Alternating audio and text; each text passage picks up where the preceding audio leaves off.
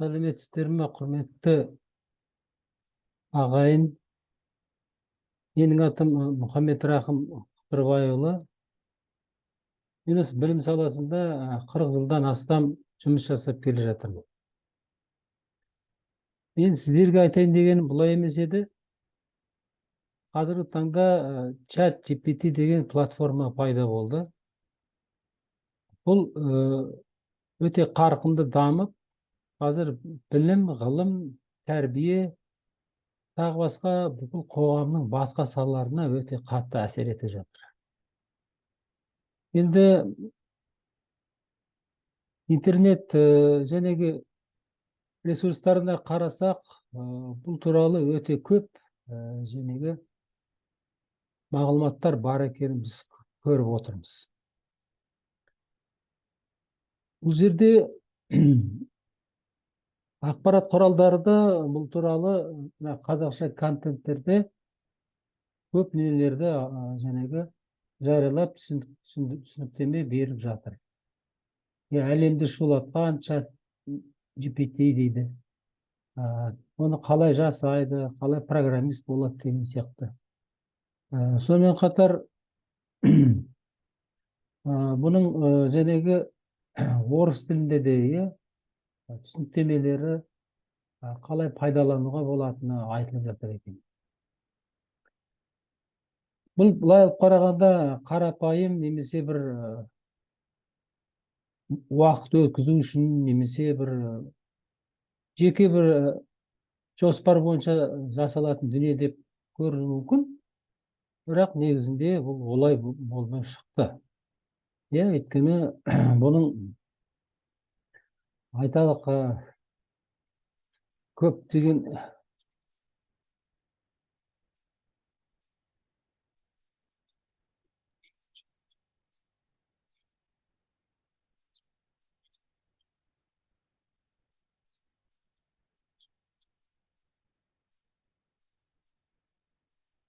бұны біз тыңдай беретін болсақ, бұның жәнегі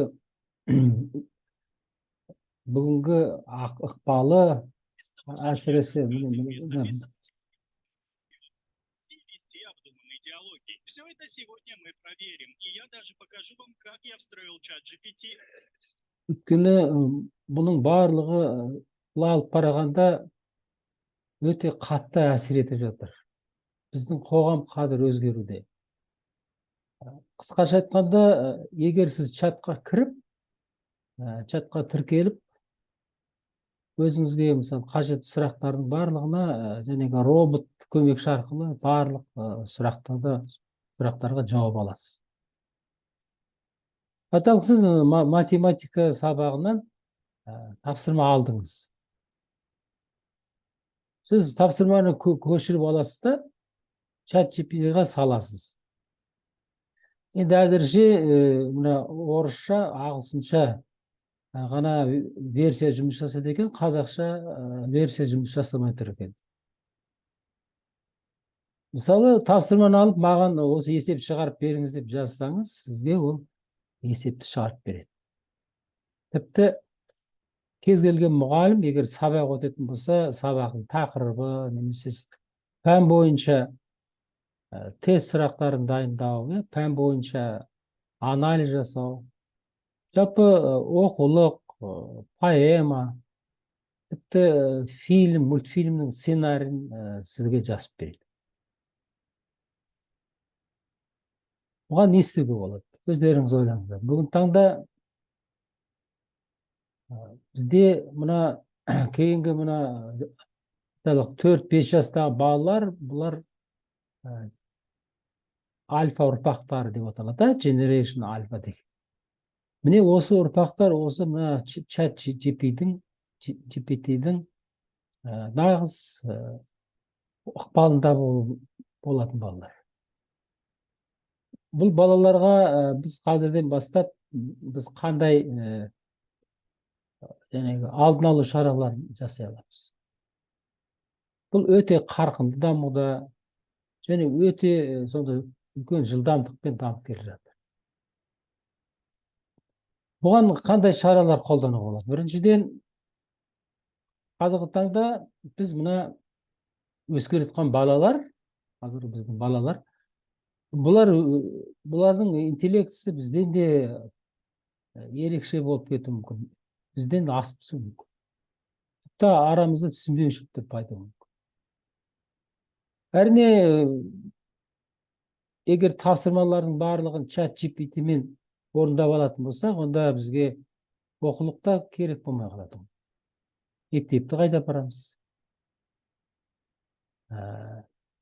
Мұғалімдер мысалы осы құзыреттілігі жетпей жатса, ақпараттық медиа құзыреттілігі жетпей жатса, бала да ойланып қалады. Бұған кім жауап береді деген.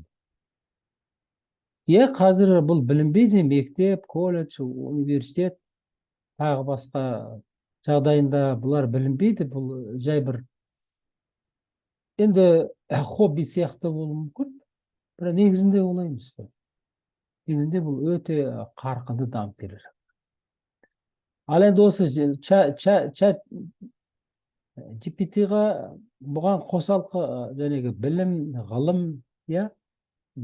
тағы басқа бағдарламаларды қосалқы бағдарлама ретінде, көмекші қалар ретінде. Айталық, IBM SPS платформасына алатын болсақ, осы платформаның өзінде де біз көптеген бізде жәнегі көмекші жәнегі оқулық, дидактикалық, иллюстрациялық дейміз бе, интеллектуалдық, креативтік, шығармашылық, тағы инновациялық дейміз. Осы бағдарлардың бәрін осы IBM арқылы шешуге болады. Демек, бұның мүмкіндігі өте шексіз болып отыр. Ал енді чат GPT-ға мысалы біз кірген уақытта бізде қандай сұрақ жаздыға, мысалы қазақша білесіз бе дейді. Біз айталық жазып көрейік, айталық Қазақстан астанасы дейді. Астанасы.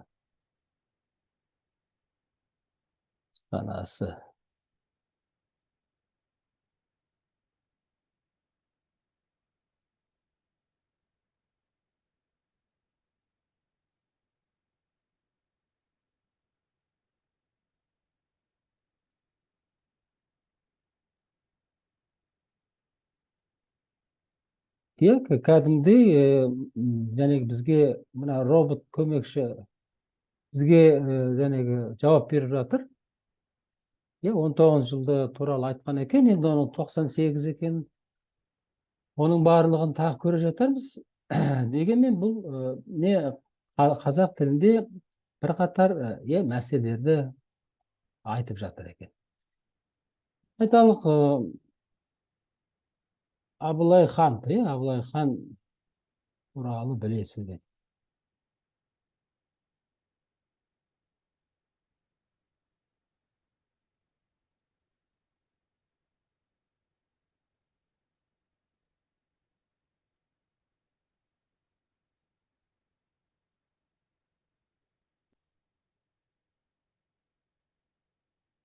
Иә, 18-ші ғасыр, енді 13-ші ғасырды дұрыс айтып отыр.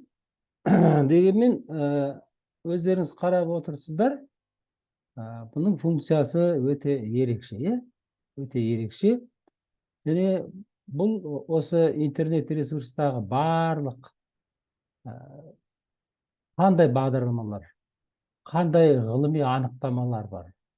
Орыс тілінде, ағылшын, француз, корей, жапон тілдерінде болсын, барлық жәнегі ақпараттар, ғылыми терминдер, энциклопедиялық анықтамалар, сосын түрлі формулалар, сосын нақты статистикалық мәліметтер, бізге қатысты мына айталық әлеуметтік, экономикалық, технологиялық, тағы басқа айталық анықтамалар, терминдер, осының барлығымен бұл қаруланып отыр деуге болады. Ал енді осы саланы Енді былай істеуге болады. Мысалы, біз осыны алып, Абылай хан туралы бізге жақсы айтты. Енді осыны алып, осы тақырыпқа тез жасап бер дей салайық. Бұны нетем екен.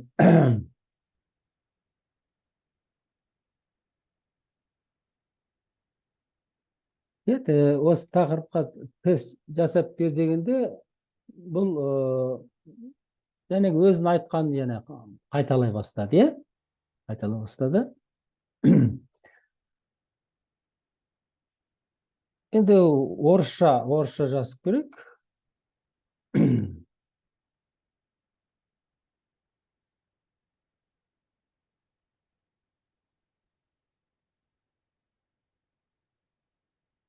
Я тест жасамады. Расскажите про казахского хана дейік.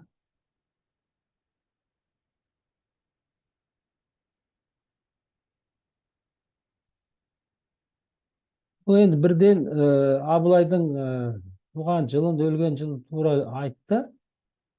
Бұл енді біз енді Википедиядан көшіріп алдық деп айта аламыз ба? Енді Википедиямен салыстыруға болады. Абылай деп.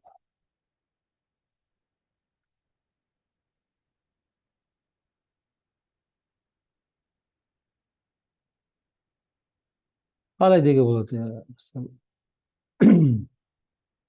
Википедиядан көшіріп алып деуге бола ма? Саяси жәнегі көсем не деп отыр екен? Қарап отырмыз бұл жерде ешқандай Википедиядан бірдей көшіріп алды деп айтуға болмайды. Бірақ бұл енді орыс тілінде жақсы айтып отыр. Енді осыған айтып көрейік, осыған айталық. Абылай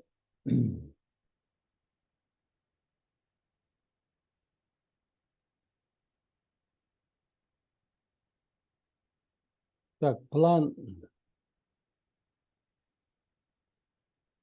урока, про Абылай.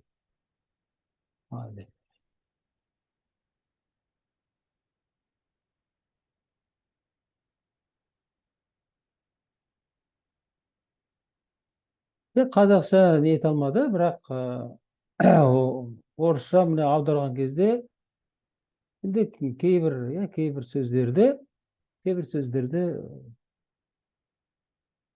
ұйқастарын енді жаман деуге болмайды. Абылай саяси жәнегі әскери қайраткер дейді. Оның өмірі, оның жалпы өмір туралы қысқаша ақпарат беру керек дейді.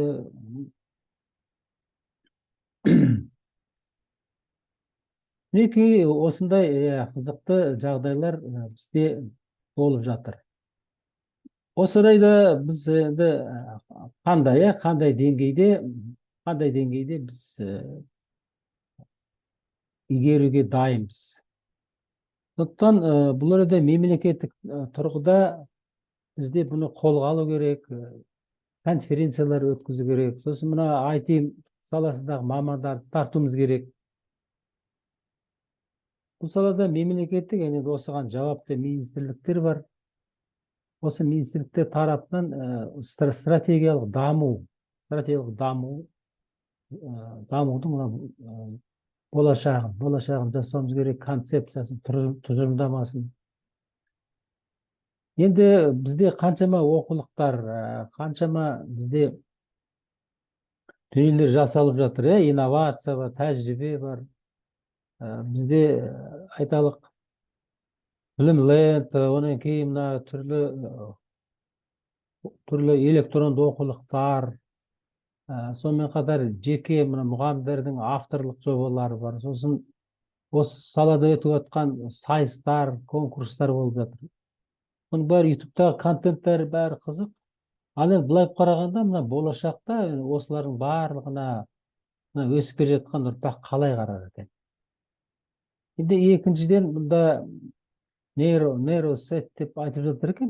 Нейросеттің бір ғажабы ол айталық біз кез келген суретті, кез келген интерьер, кез келген дизайн, тағы басқа. Соның бар сұлбаларын, жобаларын жасай аласыз. Дәл осы екеуінде өте үлкен ұқсастықтар бар. Ал енді бұл орайда біз қандай жұмыстар атқаруымыз керек? Меніңше бізге бұған бейжай қарауымызға болмайды.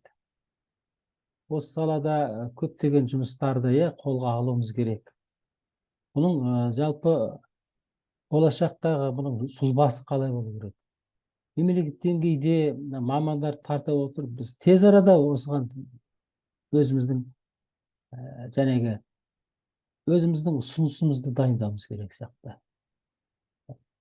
Осы орайда барлықтарыңыз осы салада жұмыс істеп жүрген барлық ағайын туысқа, осы әріптестеріме мен енді сондай өзімнің қатты алаңдап отырғанды жеткізгім келеді. Қашанда ісіміз алға баса берсін. Рахмет.